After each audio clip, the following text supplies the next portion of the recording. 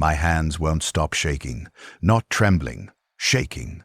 Violent mechanical convulsions that started 3 days ago and haven't stopped since. The medici said it's a side effect of the preconditioning drugs, that my nervous system is being prepared for integration, whatever that means. I don't think it's the drugs. I think my body knows what's coming before my mind does, the way animals sense earthquakes before they strike. My name is Davos Krent. I'm 23 years old, though I suppose that detail matters less now than it did when I woke up this morning. I have brown hair, had brown hair, I should say, since they shaved it all off during intake processing, and a scar above my left eye from when my brother Mikhail accidentally hit me with a thrown wrench when we were children. We were playing in the lower manufactory where our father worked, pretending to be tech adepts performing sacred rituals on imaginary machines. Mikhail cried harder than I did when he saw the blood. I told him it didn't hurt that much. I lied. That was 15 years ago on Nordion, in Hive Tertius, Sector 77, Delta. Our compartment smelled like recycled air and the protein paste our father would bring home from the manufactory. Not the good kind they gave to overseers, but the grey sludge they fed to line workers, flavored with synthetic nutrients that never quite masked the underlying taste of processed algae and ground insect protein. I can still remember that taste. The medici say I won't remember it much longer. They say I won't remember anything much longer. The Arbeits came for me 6 days ago. I'd been working my shift at the water reclamation facility, monitoring flow rates, checking filtration systems, the same tedious routine I'd performed for 3 years since I was old enough for labor assignment. Honest work. Legal work. I'd never broken imperial law, never missed a tithe payment, never failed to show proper reverence during mandatory prayer sessions. I thought that mattered. The priests always told us the emperor rewards the faithful, that obedience brings protection. They lied. The Arbeits didn't explain the charges. They didn't need to. On Mordian, questioning Arbeits is itself a crime, and I'd seen enough people dragged away over the years to know that asking why only made things worse. They shackled my wrists with maglocks that hummed with barely contained electromagnetic force, loaded me into a transport with 11 other men, all young, all healthy, all wearing the same expression of confused terror, and drove us through the hive's arterial corridors toward the upper levels where we'd never been permitted. The man next to me, a manufacturing worker named Petran, with oil stains permanently embedded under his fingernails, whispered that maybe we were being conscripted into the Imperial Guard. Could be worse, he said, voice shaking with false optimism. At least guardsmen get off-world, see the galaxy, die with some glory instead of choking on hive smog at 60. I wanted to believe him. For maybe an hour I did believe him. Let myself imagine boarding a troop transport, getting issued a lasgun, fighting Xenos on distant worlds under alien stars. It seemed almost romantic compared to dying slowly in a water reclamation facility, my lungs gradually failing from decades of inhaling chemical vapors. Then we arrived at the Ecclesiarchy complex, and I understood that whatever awaited us was worse than any battlefield. The complex occupied 17 floors in the hive's upper reaches, closer to actual sky than I'd ever been in my life. Through reinforced windows, I could see Mordian's perpetual twilight, our world locked in tidal rotation. One side always facing our sun, the other frozen in eternal night, with only a narrow band of habitable dusk between the extremes. We lived in that dusk, in a hive built to withstand both the killing heat and the killing cold. They marched us into a cathedral space so vast I couldn't see the ceiling. Stained glass windows 3 stories tall depicted the emperor in various poses of divine authority, crushing Xenos, blessing soldiers, enthroned among stars. Below those windows stood rows of medici equipment that looked less like healing instruments and more like torture devices waiting to be deployed. The smell hit me before I could process what I was seeing. Chemical sterilization compounds mixed with something organic and wrong, like meat left too long in warm air. A priest in red robes waited at the chamber's center, flanked by 4 tech adepts whose augmatic implants glinted in the colored light filtering through stained glass. The priest was old, actually old, not hive worker old, but legitimately ancient, the kind of age that required juvenile treatments only the wealthy could afford. His face was a roadmap of wrinkles, but his eyes were sharp and cold as broken glass. "Welcome," he said, his voice amplified by vox equipment I couldn't see, echoing through the chamber like the voice of God himself. The irony of that comparison wouldn't occur to me until much later. "You have been selected for a great honor. The God Emperor of mankind requires your service in a capacity few are chosen for, a sacred duty that will transform you into instruments of his divine wrath." Sacred duty, divine wrath. Instruments. I focused on that last word, the way he said it without warmth, without humanity. The way you describe a hammer or a drill bit. "You will become arco-flagellants," the priest continued. "Holy warriors bound to the ecclesiarchy's service, purified of sin through mortification of the flesh, granted strength beyond mortal limits to smite the enemies of the faith." Petron made a sound next to me, something between a whimper and a sob. He knew what arco-flagellants were. Everyone in the hive knew, though we rarely spoke of it above a whisper. You'd see them sometimes during public executions or when riots needed to be suppressed. Barely human things, their bodies wrapped in cables and machinery, their limbs replaced with whirring flails that reduced heretics to bloody pulp in seconds of berserker rage. I'd watched an arco-flagellant tear through a crowd of food rioters when I was 16. The machine thing had moved with impossible speed, its electro-flails blurring as they carved through human bodies like they were made of paper. But what I remembered most wasn't the violence. It was the sound the thing made. A constant high-pitched screaming that might have been mechanical or might have been vocal, impossible to tell where the machine ended and the person began, if there even was a person left inside. "You have been evaluated," the priest said, "and found suitable for conversion. Your bodies are young and strong. Your minds are adequately resilient. Your souls—" He paused, and I swear I saw something like amusement flicker across his wrinkled face. "Your souls will be rendered pure through the agony of transformation and the glory of eternal service." "This is illegal," someone shouted from our group. A younger man, maybe 19, with the accent of the hive's mid-levels. "We have rights. We haven't been convicted of any crime. You can't just—" The Arbites who'd escorted us moved with practiced efficiency. I heard the crack of shock moles on flesh, heard the young man's protest cut off into gurgling silence. When the Arbites stepped back, he was on the floor, convulsing, blood pooling under his head. "Criminals," the priest said pleasantly, as if the interruption had never occurred, "are indeed the primary source material for arco-flagellant conversion. Heretics, traitors, and the irredeemably corrupt who must be given one final chance to serve the Emperor in death since they failed to serve him in life. However," and here his smile widened, "the ecclesiarchy also has the authority to conscript suitable candidates when production quotas demand it. Your planetary governor signed the appropriate documentation. All entirely legal, I assure you. Production quotas." He said it so casually, like we were components being requisitioned from a warehouse rather than people with lives and families and futures. "Processing will begin immediately," the priest announced. "You will be sedated shortly. When you wake, the sacred work will have commenced. Know that your suffering serves the Imperium. Your pain glorifies the Emperor. Your transformation will be—" I stopped listening. My mind was racing, trying to find an escape route that didn't exist. The cathedral chamber had one entrance, blocked by Arbites. The windows were reinforced plasteel 30 feet up. Even if I could somehow overpower my maglock shackles and fight past armed enforcers, where would I run? This was the upper hive. I didn't know the layout, didn't have access codes for any of the security doors that separated the levels.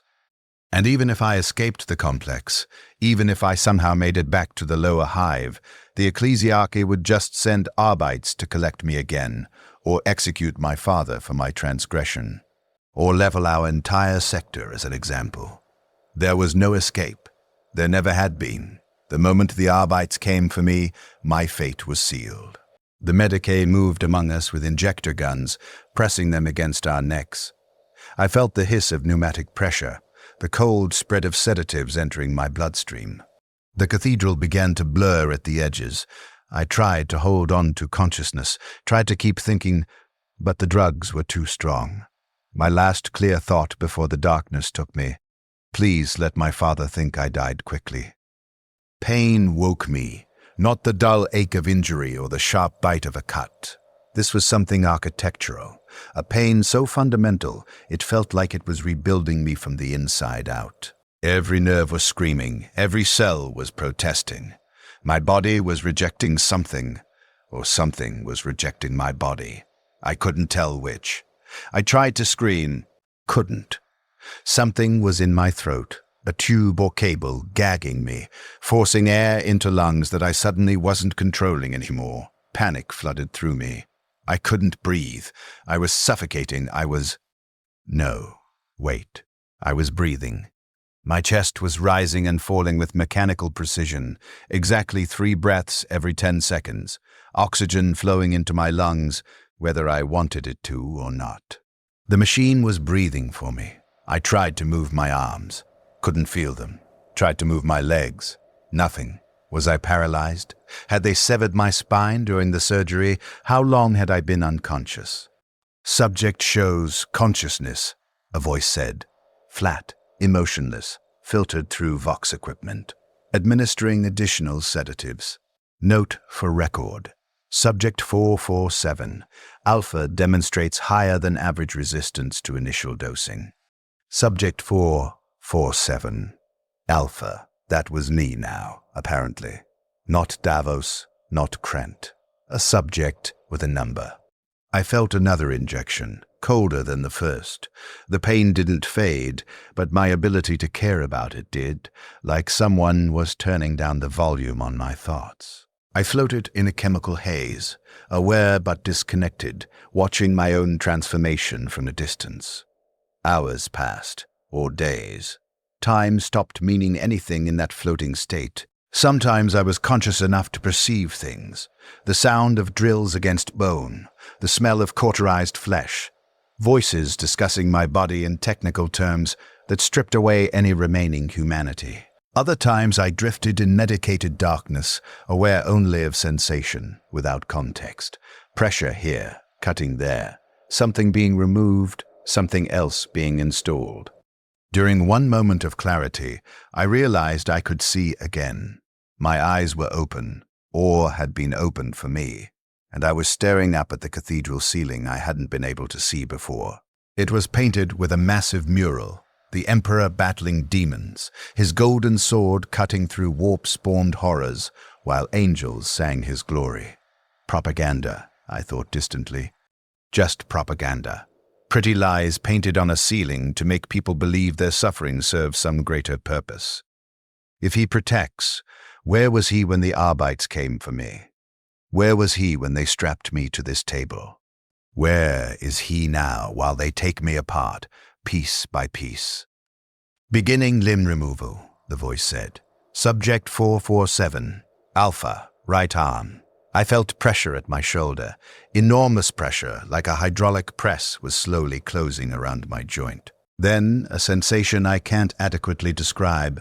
Not pain exactly, but a fundamental wrongness, a feeling of something being separated from me that was never meant to be separate. A wet, tearing sound, a mechanical whir, the pressure released. My right arm was gone. I tried to look, tried to see what they'd done, but my head was clamped in place. I could only stare at the Emperor's painted face high above me, his expression stern and divine, and utterly uncaring. Excellent separation, the voice noted.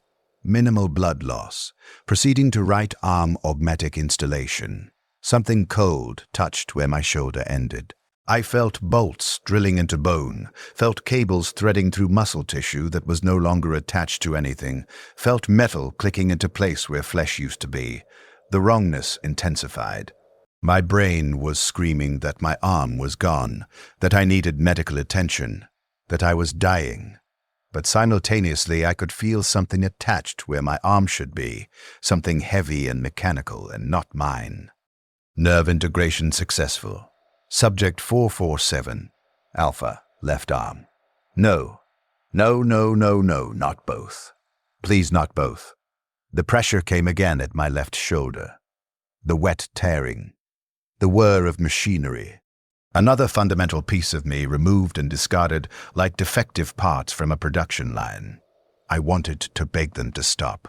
Wanted to promise I'd serve the Emperor however they wanted, do whatever they commanded. Just please stop taking me apart. But the tube in my throat prevented speech, and I don't think they would have cared even if I could scream. The medici performing this butchery weren't sadists. That would have implied they felt something toward me, even if only cruelty. They were technicians performing a procedure, no different than installing new components in a malfunctioning servitor. I wasn't a person to them. I was a project, a conversion, a quota to be filled.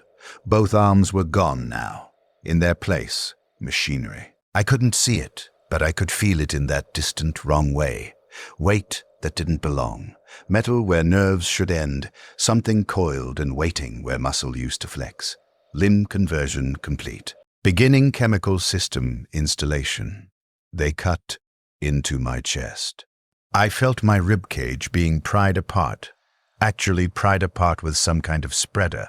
Felt cold air touching my heart and lungs. Felt something being inserted between my organs. Felt tubes threading into my major arteries. Chemical pump installation. Adrenal stimulators, aggression enhancers, pain suppressors, rage catalyst delivery system. Subject 447. Alpha will maintain continuous state of heightened aggression when activated. Infinite rage, I thought distantly. They're installing infinite rage into my body. They're going to make me angry forever. Beginning cerebral modification. Cerebral. Brain. They were going to do something to my brain. I felt drilling at the base of my skull. Felt it physically, and heard it simultaneously, the vibration traveling through bone directly into my auditory centers. Felt something penetrating through the hole they were making. Felt it push into brain tissue that shouldn't be touched, shouldn't be violated, shouldn't have metal and machinery threading through its gray matter.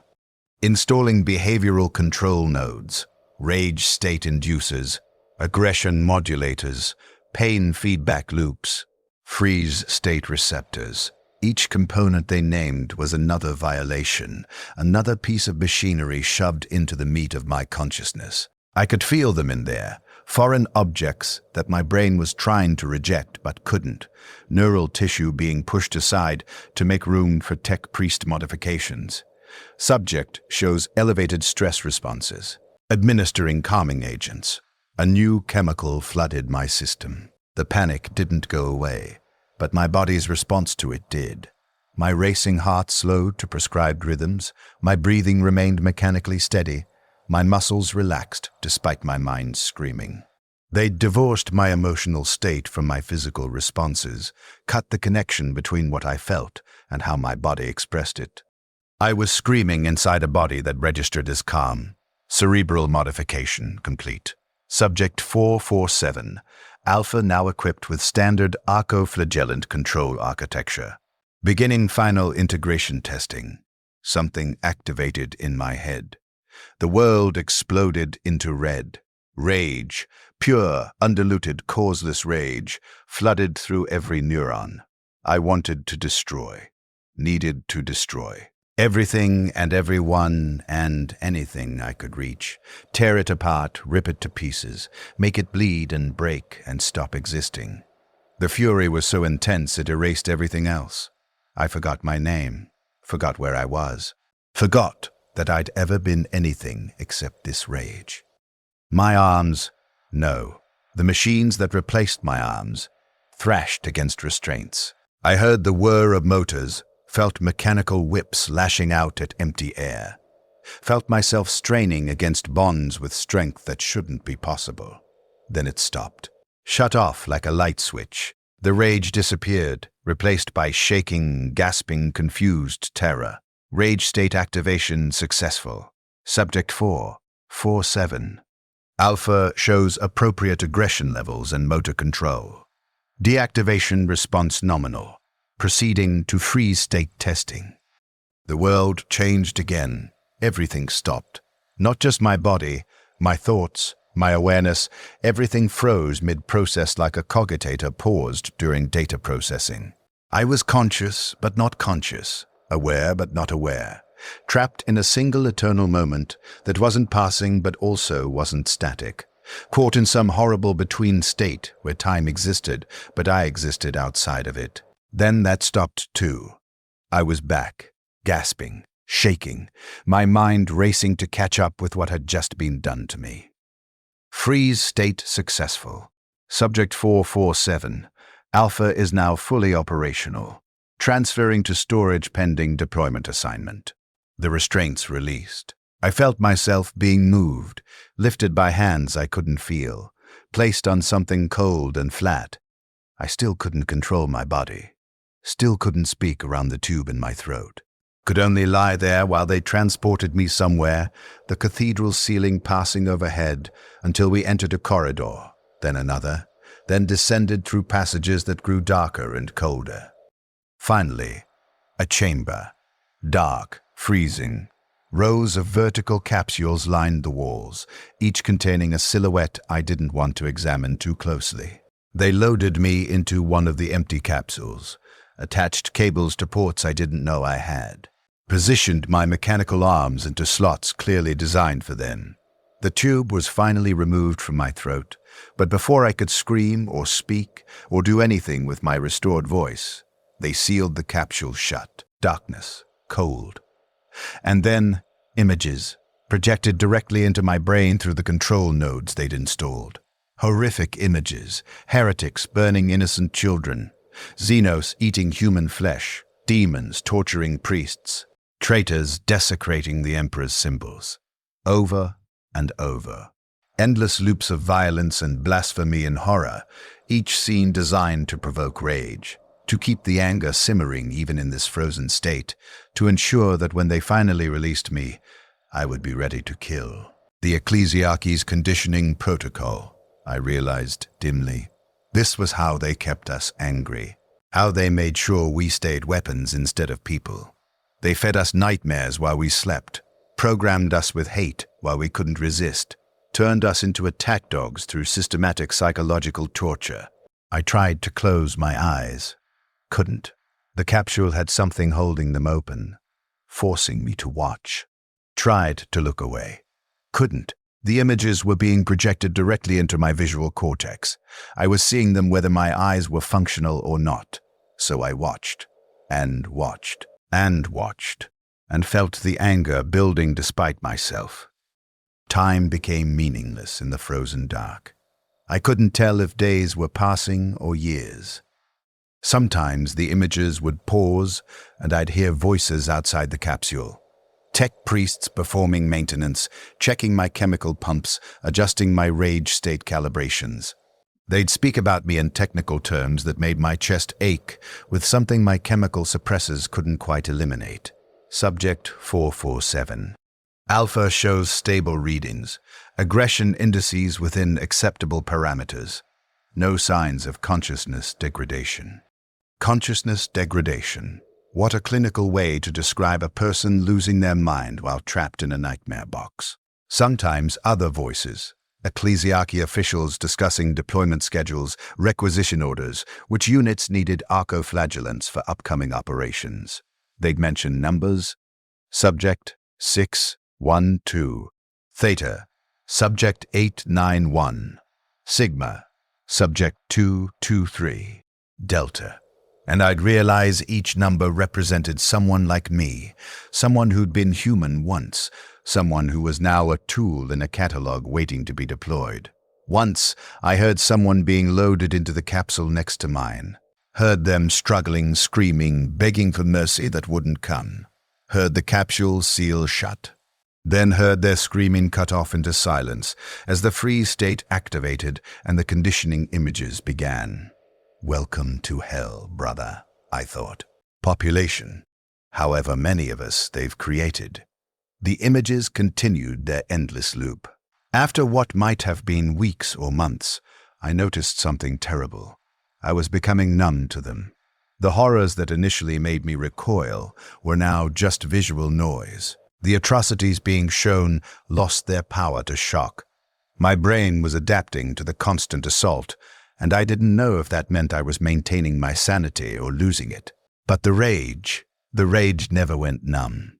The chemical pumps made sure of that, dosing me with aggression enhancers every few hours, keeping my anger fresh and ready even while my mind tried to retreat from the horror.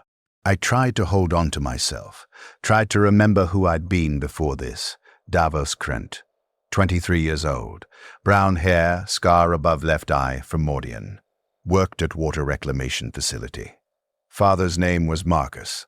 Brother's name was Mikhail. We lived in Sector 77, Delta. I played in the manufactory as a child. I pretended to be a tech adept. Mikhail threw a wrench. I bled. I told him it didn't hurt. I held those memories like fragile treasures, repeated them to myself during the brief moments between image sequences, held on to them even as they started to feel less real than the nightmares being fed into my skull. Marcus. That was my father's name. Marcus Krent. He had, I couldn't remember his face anymore. The images had overwritten it. When I tried to picture my father, all I could see were the burned corpses of heretics from the conditioning sequences. Mikhail. My brother. He was younger than me, or older. I couldn't remember. Details were slipping away, replaced by endless scenes of violence that the ecclesiarchy wanted me to hate. I tried harder. Focused. My father worked at a manufactory. He brought home protein paste, gray sludge. It tasted like, I couldn't remember the taste anymore. No, I had to remember. That was mine. That was real. That was before they made me into this. I had to hold on to it, or I'd lose everything that made me Davos instead of Subject 447, Alpha. But the images kept coming. The chemical pumps kept dosing. The rage kept building.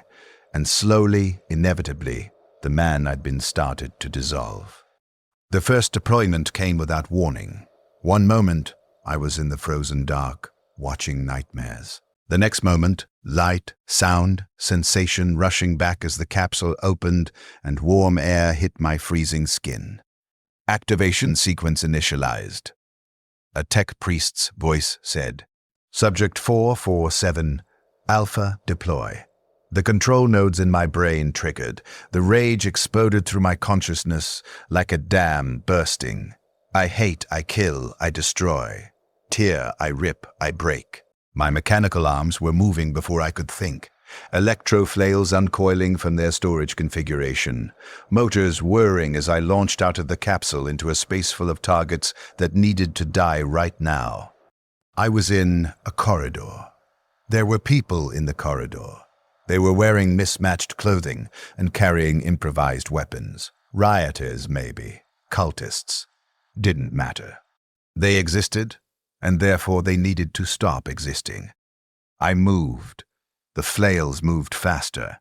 I heard screaming. Theirs. Mine. Couldn't tell the difference. Felt impact as my weapons connected with flesh. Felt warm spray across my face.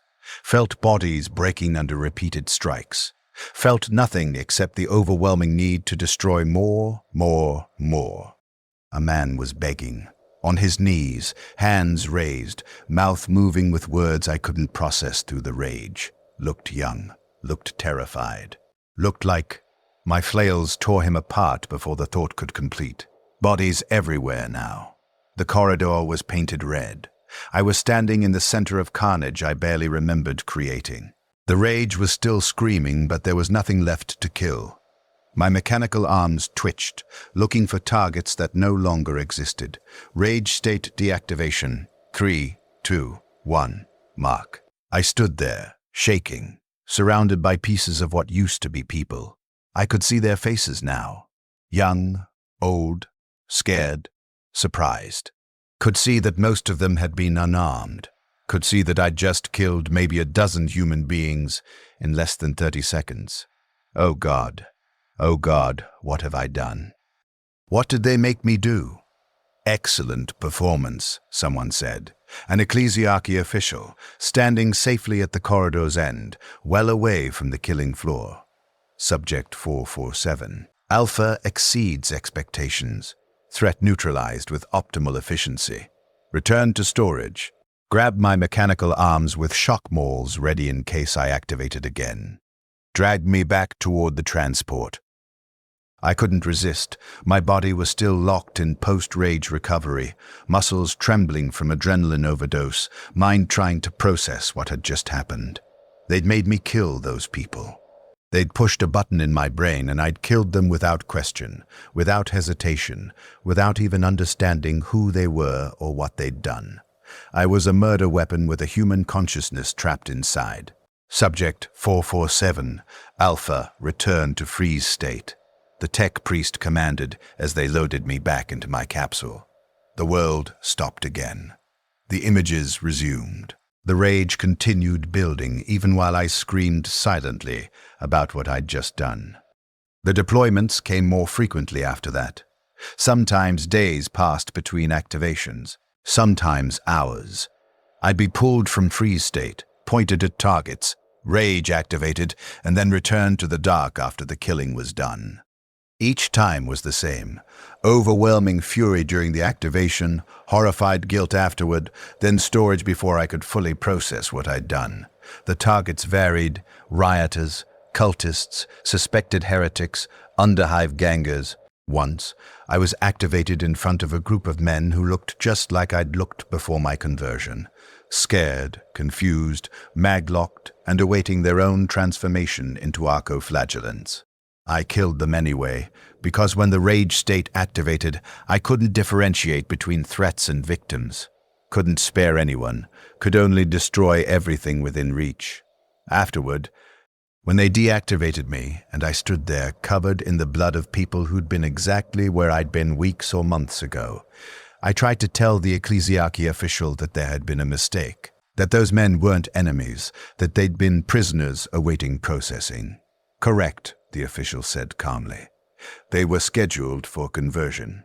However, their genetic profiles showed unacceptable rejection risks, more efficient to liquidate them and acquire fresh candidates. Your deployment served dual purpose: target elimination and calibration testing.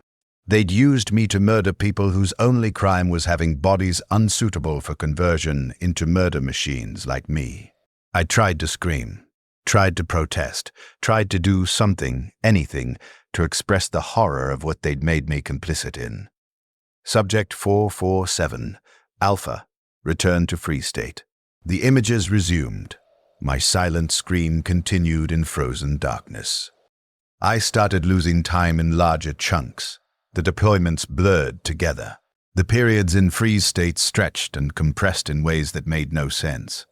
Sometimes I'd emerge from storage and notice new arco-flagellants in adjacent capsules. 2, 5, 10 of them, meaning weeks or months, must have passed while I was frozen. Other times I'd be deployed multiple times in what felt like the same day, activated and deactivated in rapid succession for different operations. My memories of being Davos continued deteriorating. I could remember that I'd once had a life, but the specific details were fog now. Father's name was Marcus. That much I'd managed to hold onto through sheer repetition. But his face was completely gone. Brother named Mikhail, but I couldn't remember anything about him beyond the name and a vague sense that he'd been important to me once. The images the ecclesiarchy fed me during storage were more real than my actual memories now. I could recall every detail of the conditioning sequences with perfect clarity. Could see every frame of horror they'd shown me thousands of times. But my own childhood? Gone. My own past, erased. I was becoming what they wanted me to be. A weapon with just enough consciousness to suffer, but not enough identity to resist. During one deployment, I don't know which number anymore, they all ran together. I was activated in a hab block during what the Arbites called a purge operation. Suspected chaos cult operating in the lower levels. My rage state triggered, and I tore through the building, killing everyone I encountered. When they deactivated me, I was standing in a small compartment that looked exactly like the one I'd grown up in. Same size, same configuration, same cheap furniture. There was protein paste smeared on the floor, the gray sludge kind, mixed with blood now. There was a child's toy in the corner, a mechanical servo skull made from scrap metal. I'd made a toy like that once, or had I? I couldn't remember. Couldn't remember if that memory was mine or if it was something my deteriorating mind was inventing to fill the spaces the ecclesiarchy had hollowed out. I stood there, shaking, looking at the bodies I'd created, wondering if anyone would mourn them the way my father probably mourned me. Wondering if my father was even still alive. Wondering if he'd been told I was dead or if he just assumed the Arbites had killed me and dumped me in a processing plant somewhere. Better if he thinks I'm dead, I thought. Better than knowing what I've become. Subject 447. Alpha. Return to freeze state. Darkness. Cold. Images rage building for the next deployment. I started noticing something during the deployments. I was getting faster. My reaction times were improving. My mechanical arms were moving with more precision. My kill efficiency was increasing according to the tech priest's assessments after each operation. They seemed pleased by this development, noting it in their reports with the satisfaction of craftsmen seeing their work improve. I wasn't pleased, because I understood what it meant. I was adapting. My brain was learning to work with the machinery, to anticipate the rage states, to channel the aggression more effectively. The human and machine parts of me were integrating, becoming one seamless system. I was becoming a better weapon, which meant I was becoming less human. The deployments continued, the kills accumulated. I stopped counting after 300, or was it 3,000? The numbers lost meaning. Each target was just another body, another smear of red, another face I wouldn't remember by the time they froze me again. But sometimes, during the brief moment between rage state deactivation and return to storage, I'd catch a glimpse of my reflection in polished metal or plasteel windows. I'd see what I'd become. A figure wrapped in cables and machinery, arms replaced with coiled whips still dripping with gore, face barely visible beneath automatic modifications, eyes that didn't look human anymore, even though they were technically still my original eyes. I looked like the thing I'd watched tear through food rioters when I was 16. I'd become the monster that haunted my childhood nightmares. And the worst part, the absolute worst part, was that some small part of me was starting to enjoy it. Not during the rage states. During those, I was too consumed by fury to feel anything resembling enjoyment. But afterward, in those few seconds before freeze state, I'd feel something that might have been satisfaction. Pride, even. I'd completed my function efficiently. I'd performed my designated task with skill. I'd been a good weapon. The ecclesiarchy's conditioning was working. They were erasing not just my memories, but my values, replacing them with pride in obedience, satisfaction in violence, comfort in being nothing more than a tool wielded by holy hands. I tried to hate that satisfaction, tried to reject it. But it was hard to hate the only positive feeling I ever experienced anymore. In a life reduced to frozen horror and brief bursts of murder, that small sense of accomplishment after successful deployments was the closest thing I had to happiness. They were making me complicit in my own dehumanization, and I didn't know how to stop it. I killed a priest today. Not a heretical priest. A loyal one. An ecclesiarchy confessor who'd been accompanying an Arbites sweep through a manufacturing district. I know this because after they deactivated my rage state, I stood there looking at his broken body, still wearing the crimson robes of his office, still clutching the Aquila pendant that was supposed to protect him. Equipment malfunction. the tech priest noted dispassionately, already moving to inspect my control nodes. Subject 447. Alpha failed to distinguish allied personnel from hostile targets during rage state. Will require recalibration before next deployment. Allied personnel. That's what they called the priest I'd just killed. Not a person. Not a servant of the God Emperor they all claimed to worship. Just allied personnel who'd been incorrectly categorized as hostile by malfunctioning equipment. The equipment being me. They didn't punish me for the mistake.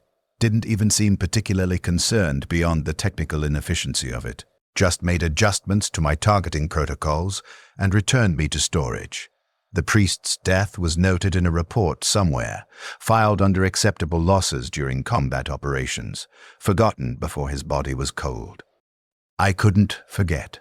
During my next free state cycle, between the images of heretics and xenos that the ecclesiarchy pumped into my skull, I kept seeing that priest's face. The moment of recognition as he realized what I was, the split second of confidence as he raised his holy symbol thinking it would protect him. The confusion when my flails tore through his chest anyway. The Emperor protects, they always said. The propaganda promised his divine shield guarded the faithful. It didn't protect that priest. Didn't protect the 12 men I'd killed during my first deployment. Didn't protect me when the Arbites came to my HAB unit all those months or years ago. The Emperor protects, but only in the sermons and the painted ceilings, and the lies they told to keep people obedient. Down here in the real universe, in the hives and manufacturums and bloody corridors where people like me did the actual work of imperial authority, there was no protection, just violence wearing the mask of righteousness. I'd been taught to believe the faith would save us, that obedience would be rewarded, that the God Emperor watched over humanity with divine love. All lies. Comfortable lies designed to make us compliant while they fed us into machines, literal machines like me, or the metaphorical machines of war and industry and oppression that ground billions of humans into paste every day across a million worlds. The God Emperor wasn't a god, couldn't be. What kind of god would permit this? What kind of divine being would allow his own priests to create abominations like arco-flagellants? What kind of loving protector would let his faithful be transformed into mindless murder weapons, and then aim those weapons at other faithful? Unless he wasn't divine at all.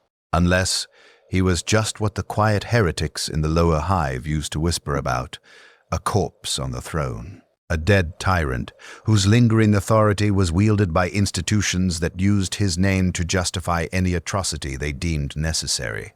I didn't want to believe that. Even now, even after everything they'd done to me, part of me desperately wanted to believe the faith was real, that the suffering served some greater purpose, that there was divine meaning to the horror. But I couldn't. Not anymore. The evidence of my own existence disproved it. I was a walking blasphemy created by the Emperor's own church, proof that holiness was just propaganda, and faith was just another weapon they used to control us. The images continued. The rage built. I floated in frozen darkness and lost what remained of my belief in divine salvation. There was no salvation. There never had been. Only systems and structures and people who followed orders without questioning whether those orders came from God or from tyrants wearing God's name as a mask. Decade 3, or maybe Decade 4. The tech priests mentioned it during maintenance, but I couldn't track the numbers anymore. 40 years. 50 years. I'd been doing this for somewhere between 40 and 50 years. I was 70-something years old now. Should have been dead from natural causes, or at least deteriorated enough to be useless. But the arco-flagellant modifications included augmetic organs, chemical life extension, cellular stabilization protocols. They'd made me functionally immortal, or at least capable of lasting centuries if properly maintained. Because of course they had. Why create a weapon that only lasts a natural human lifetime when you could create one that murders for you indefinitely? I'd killed thousands of people by now. Maybe tens of thousands. I genuinely couldn't calculate it anymore. The deployments had blurred into one continuous cycle of freeze-wake-kill-freeze. Sometimes I was deployed alone. Sometimes with other arco-flagellants, our rage states synchronized, our electro-flails cutting through targets with coordinated efficiency that would have been beautiful if it wasn't horrifying. I recognize some of the other flagellants from my initial conversion group. Subject 6. 1-2. Theta was Petron, the manufacturum worker who'd hoped we were being conscripted into the Imperial Guard. Subject 891. Sigma was the young man who'd protested his rights before the Arbites beat him unconscious. They didn't recognize me. Couldn't. The rage states left no room for recognition, and during free states we couldn't communicate, could only suffer in our individual capsules while the conditioning images programmed us for the next deployment. But I knew them, remembered them from before, wondered if they remembered themselves anymore, or if the decades had eroded their identities completely. I could barely remember mine. Davos, that was my name, Davos something, I'd forgotten the family name. From Mordian, father was Marcus, had a brother whose name I couldn't recall anymore. Used to work at something, water reclamation. Or was that a detail from one of the conditioning sequences? I couldn't separate my own memories from the images anymore. Couldn't tell which experiences were actually mine and which were ecclesiarchy programming. Didn't matter, I supposed. Davos Krent, yes, that was the full name. I still had that much. Davos Krent had died the day the Arbites came for him. What remained was Subject 447, Alpha, an arco-flagellant in service to the ecclesiarchy, and Subject 447, Alpha didn't need memories because weapons don't have pasts. Except I did still remember. Not the good things, not the happy moments. Those were gone completely. But I remembered the important thing, the truth I'd learned over decades of deployments. The Emperor doesn't protect. The faith is propaganda. The systems that claim to serve humanity actually consume it. And I am both victim and tool of those systems, complicit in my own horror and the horror of everyone I kill. That knowledge was the only thing they couldn't take from me, because they'd given it to me through my own transformation. Every deployment proved it. Every kill confirmed it. Every time they activated my rage state and pointed me at targets who probably deserved mercy more than murder. I learned again that righteousness was just a word powerful people used to justify grinding the powerless into paste. I held on to that knowledge like Davos Krent had once held on to memories of his family. It was bitter, and it hurt, and it made the free states even worse, because I understood exactly what I'd become and why. But it was mine. It was real. It was the only piece of myself that the ecclesiarchy hadn't managed to overwrite with their conditioning. They'd made me a weapon. But they'd accidentally made me a weapon that understood what weapons were for. Not righteousness or protection or holy purpose, but control, power, oppression wearing the mask of necessity. I wondered if that understanding made me more human or less human than I'd been before the conversion. Century 2 began with a deployment that felt different. I was activated in a cathedral, not the one where I'd been converted, but similar architecture, similar stained glass, similar painted ceilings depicting the Emperor's divine glory. There were people inside, hundreds of them, kneeling in prayer, chanting litanies in perfect unison, faithful citizens, loyal imperial subjects, people who'd come to worship, who believed the propaganda, who trusted that devotion would bring protection. My rage state activated and I killed them all. Every single one. Men and women and... no, wait, all men. I was remembering wrong. There were only men in the cathedral because that's how it always was in my deployments. All men, all faithful, all dead within minutes as I carved through their ranks while they prayed to a corpse god who didn't answer. Some of them didn't run, just knelt there chanting even as my flails approached, believing until the last second that their faith would save them. That the Emperor protects would be more than just words. That divine intervention would manifest and strike down the holy warrior gone rogue. It didn't. I killed them mid-prayer. Their litanies cut off into wet gurgling as my electro-flails rendered them into component pieces. When they deactivated my rage state, I stood in an abattoir that used to be a place of worship. The stained glass was painted with red spray. The golden aquila symbols were dripping with gore. The painted ceiling showed the emperor victorious over his enemies, completely untouched by the massacre below. His divine face still stern and holy, and utterly disconnected from the reality of what his church had just done in his name. "Excellent performance," the ecclesiarchy official said, same phrase they always used. "Heretical congregation eliminated. Subject 447. Alpha continues to exceed operational parameters." Heretical congregation, that's what they called it. These people had been faithful. No, they'd been accused of heresy, which meant they were heretics, which meant killing them was righteous, which meant everything was fine, and I'd served the emperor and the system was good and holy, and I didn't believe it, couldn't believe it anymore. These people had been praying, using standard imperial litanies, displaying proper devotion. The only difference between them and the congregations in loyal cathedrals was that someone with authority had designated them heretics, and that designation meant I'd been activated to kill them, meant their prayers hadn't saved them, meant their faith had been weaponized against them. They'd been taught to trust the ecclesiarchy, taught to believe the emperor protects, taught that obedience brings salvation. And those teachings had made them easy targets when the same ecclesiarchy decided they needed to die. The system was perfect in its cruelty. It created the beliefs that made people compliant, then used that compliance to destroy them when convenient. And people like me, converted, conditioned, controlled, were the instruments that made it possible. Subject 447. Alpha, return to freeze state. The images resumed. I floated in darkness and understood that there was no bottom to this horror, no limit to how completely the imperial systems could betray the people they claimed to protect.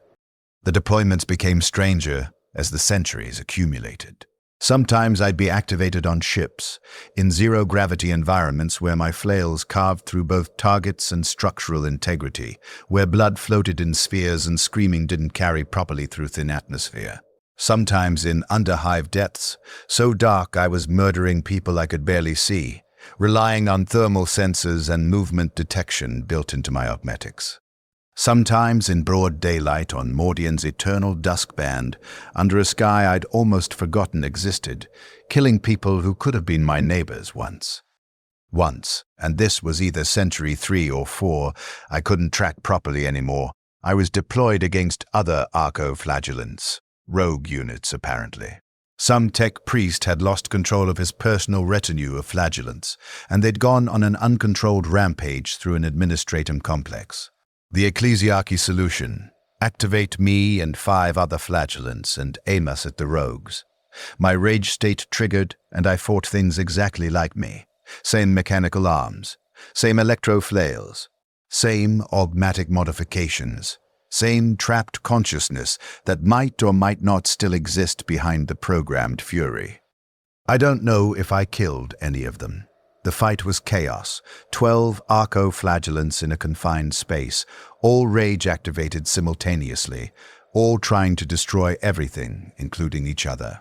When they finally deactivated us, there were pieces everywhere, and I couldn't tell which pieces were mine, which were rogues, which were loyalists. Didn't matter. We were all the same anyway, all products of the same system, all victims of the same ecclesiarchy that created us and deployed us and would eventually discard us when we stopped being useful. The tech priests rebuilt whoever survived, replaced damaged components, upgraded systems, made us better weapons than we'd been before the fight. I received new chemical pumps, more efficient rage inducers, enhanced targeting protocols. I was improved, made more effective, better at the only function I served. Subject 447. Alpha shows remarkable longevity, I heard during one maintenance cycle. 417 years of continuous service with minimal degradation. Recommend continued deployment, pending eventual system failure. 417 years. 417 years. I was older than most hives. older than some imperial institutions, older than the memory of anyone who'd known Davos Krent before his conversion. My father was dead. My brother was dead. Everyone I'd known in Sector 77 Delta was dead. Their great-great-great-grandchildren probably dead too. Generations passing while I floated in frozen storage between deployments. The Imperium had fought entire crusades in the time I'd been an archoflagellant. Planets had been conquered and lost and reconquered. Trillions of humans had been born, lived, and died. Most of them suffering, most of them ground into the gears of imperial machinery. Most of them told the same lies about the Emperor's protection that I'd once believed. And through all of it, I'd continued. Frozen, activated, deployed, killing whoever they pointed me at, returned to storage. An eternal cycle of violence, serving a system that had forgotten I'd ever been human. I wasn't even sure I was still human. My body was more machinery than flesh now after centuries of maintenance and upgrades. My memories were fabricated. My thoughts were shaped by conditioning. My entire existence was defined by the ecclesiarchy's needs rather than any internal self.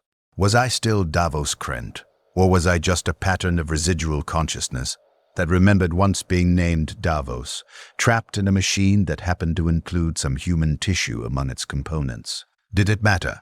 I decided it didn't. Whether I was human or machine or something in between, the truth remained. I was a weapon in service to a system that called itself holy while perpetrating endless horror. My personal ontological status didn't change that fundamental reality. The images continued. The rage built. I waited in darkness for the next deployment, for the next batch of targets who would die believing the Emperor protects even as his church's creation tore them apart. Century 7 brought awareness of others like me.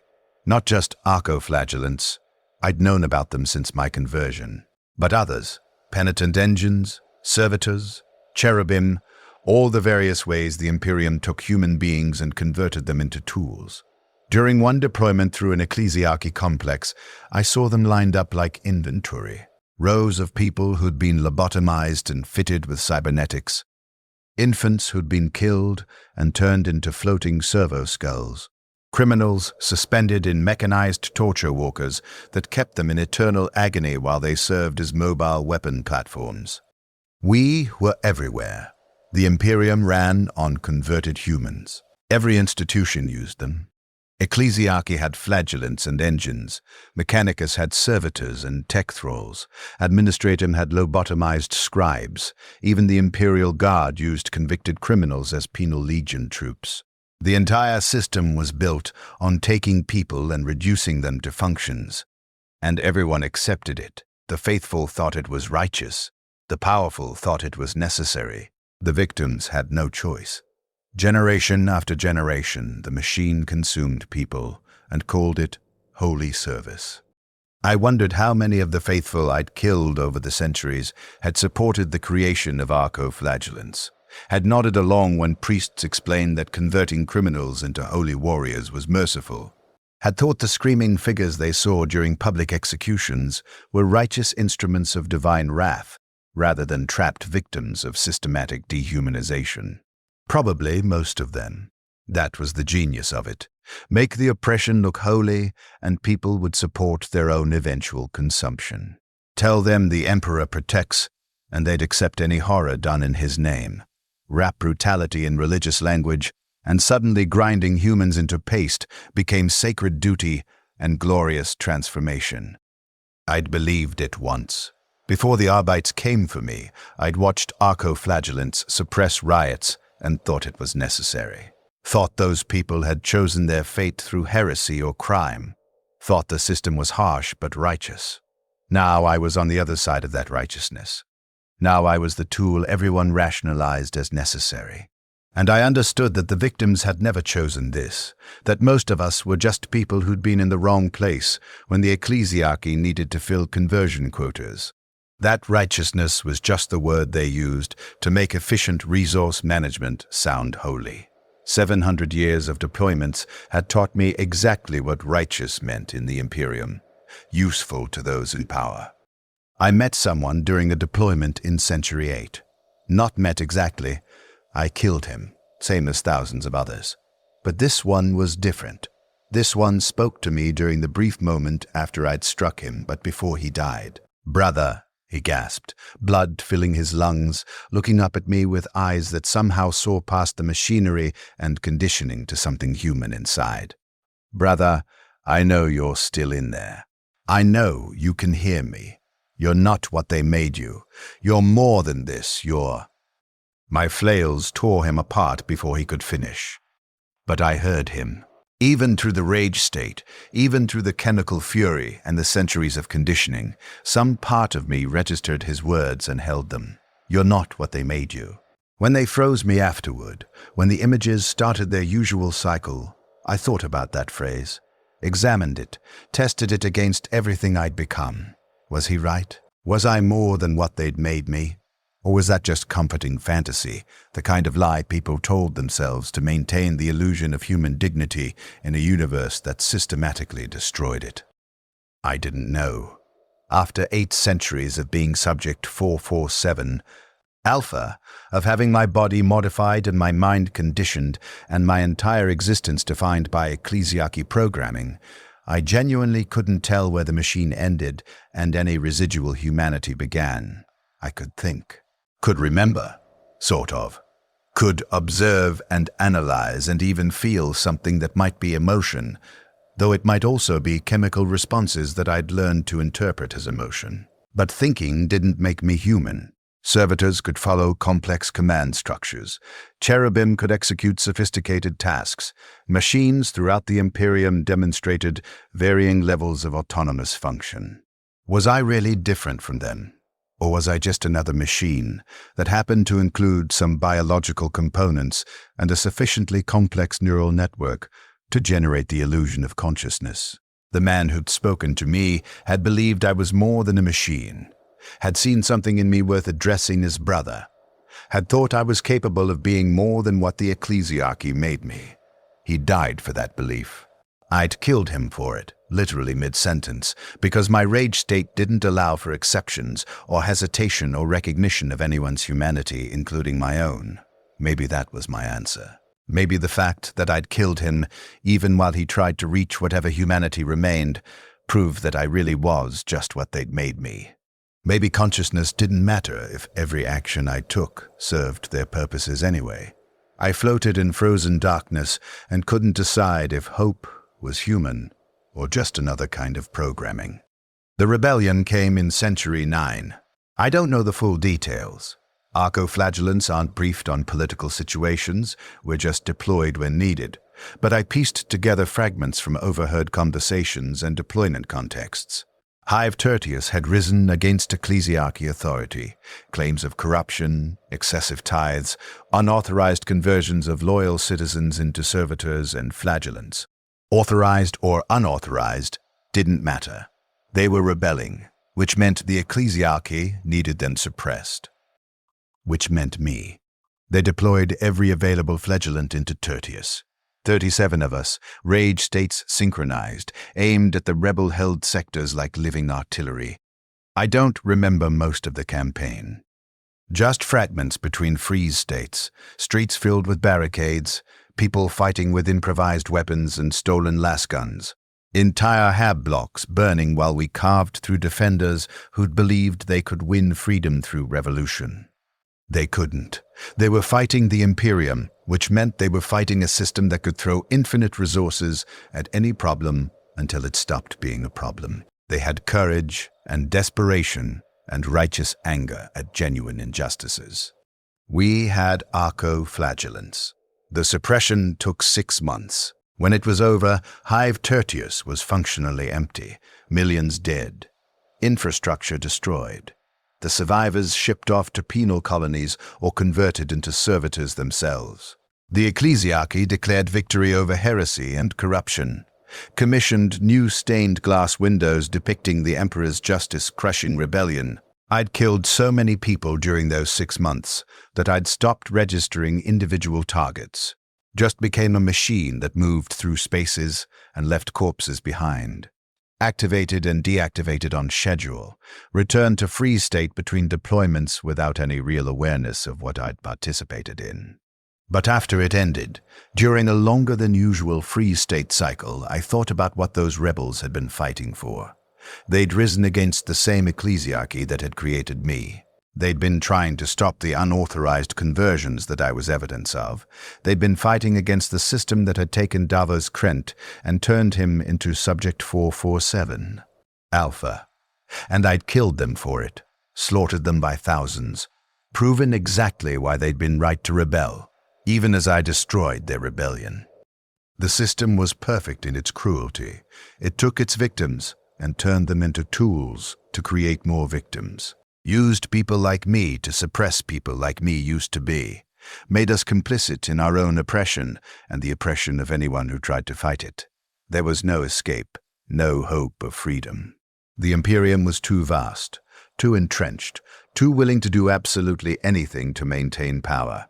For every rebel who rose up, there were 1,000 servitors and flagellants and other converted humans ready to crush them. For every truth that leaked out about ecclesiarchy corruption, there were 10,000 preachers ready to shout it down with propaganda about the emperor's protection. The system perpetuated itself, fed on itself, consumed humanity endlessly, and used that consumption to fuel its own continuation. And I was part of it, would always be part of it. Would continue being part of it until my body finally failed or the Mechanicus decided I was obsolete or the heat death of the universe ended everything. 900 years. 900 years of killing. 900 years of being the instrument that proved the Imperium's brutality while being called holy. 900 years of trapped consciousness inside a weapon, aware enough to understand what I'd become but powerless to change it. I floated in frozen darkness and understood that this would never end. They deployed me today, or yesterday, or centuries ago. Time isn't meaningful anymore. And something went wrong. Not wrong for them, wrong for me. My rage state activated as usual. The targets appeared as usual. I began killing as usual. But somewhere in the middle of the deployment, while I was tearing through my designated victims, a thought emerged through the chemical fury. These people have families. It wasn't a new thought. I'd understood it intellectually for centuries, but this time it felt different. This time it connected to something, some preserved fragment of Davos Krent who'd had a father and brother, who'd mourned their loss, who'd known what it meant to love people who depended on you. The rage was still there. The chemical pumps ensured that, still dosing me with aggression compounds that made murder feel necessary and right. But underneath the fury, some other awareness was active, was watching, was bearing witness to what I did. One of my targets was a young man, maybe early 20s, with a scar above his left eye, like mine, like the scar Mikhail had given me when we were children playing in the manufactory. Mikhail. That was my brother's name. I'd forgotten it for centuries, but suddenly it was back, crystal clear, along with the memory of him crying harder than I did over the blood, me telling him it didn't hurt even though it did. My flails tore the young man apart anyway. The rage state continued. I kept killing. But now I was aware of it, not just observing from chemical distance, but actually actively conscious of every death I caused, every body that fell, every life I ended. When they deactivated me, I couldn't move, just stood there shaking, covered in remains, my mechanical arms twitching with residual motor activation. Subject 447, Alpha shows elevated stress responses, the tech priest noted. Possible control node degradation. Recommend full diagnostic before next deployment. They loaded me into my capsule, sealed me in. The freeze state activated, but something was different. I could still feel it happening, could sense the progression instead of just jumping from consciousness to unconsciousness. The images started. Horror sequences, conditioning protocols. But this time I could see the machinery of it, could perceive how the images were being fed into specific neural pathways, could understand the technical process of how they'd been programming me for 900 years. Understanding didn't let me resist it. The rage still built. The conditioning still worked, but now I was aware of being conditioned, aware of being programmed, aware that everything I'd thought was my reaction was actually engineered response. I'd become conscious of my own mental slavery, which was somehow worse than the unconscious version had been. Something had degraded in my control architecture. Some component had failed, or some pathway had worn out after 9 centuries of continuous use.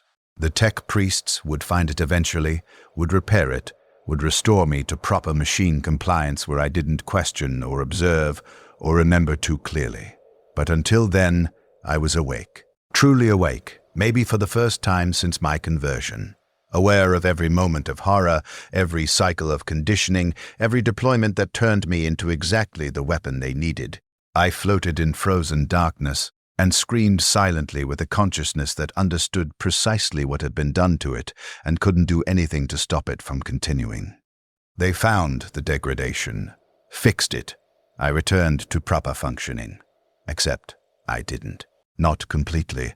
Some shadow of that awareness remained, tucked into neural pathways the tech priests couldn't quite reach, preserved in patterns of thought that had worn grooves too deep to fully erase. I was still Subject 447, Alpha. Still an anarcho-flagellant, still deployed when needed, rage activated on schedule, killing whoever they pointed me at. But I was also still aware, still Davos Krent, or the pattern that remembered being Davos Krent, trapped inside the machine and bearing witness to everything I did. This, I finally understood, was my actual punishment, not the physical transformation. That was just modification, mechanical work, no different than installing new components in any other Imperial weapon. The punishment was this: being conscious enough to understand what I'd become, aware enough to count the centuries and the victims, human enough to feel horror at what I did, but powerless enough to change absolutely nothing. I would continue killing, continue serving, continue being the instrument that proved the Imperium's propaganda was lies while being called evidence of its righteousness. And I would remain conscious through all of it, for decades more, centuries more. Millennium more if the tech priests kept upgrading my systems, aware of every death, every lie, every betrayal of the faith that I'd once believed and that my victims still believed as I killed them. The Emperor protects, that's what they taught us. The God Emperor watches over humanity with divine love. If he's watching, he's doing nothing. If he protects, his protection is selective enough to be meaningless. If he loves humanity, his love looks exactly like systematic oppression and endless consumption. More likely, he's not watching, not protecting, not loving. Because he's not a god, just a corpse whose name is used to justify any atrocity the people in power want to commit. And I'm the proof. I'm the evidence that the system is broken and cruel and built on converting humans into tools. I'm the walking blasphemy that the faithful have been taught to see as holy. I'm the nightmare wearing the disguise of righteousness. This is what I am, what I'll always be, what I've been for 900 years and will continue being for centuries or millennia more. My name was Davos Krent. I was 23 years old when they took me. I had a father named Marcus and a brother named Mikhail, and a small hope for a future that meant something. That person is dead, has been dead for longer than he was ever alive. What remains is Subject 447, Alpha, arco-flagellant in service to the ecclesiarchy, trapped in eternal rage and frozen horror, conscious enough to suffer but not human enough to escape. They told me the Emperor protects. They lied.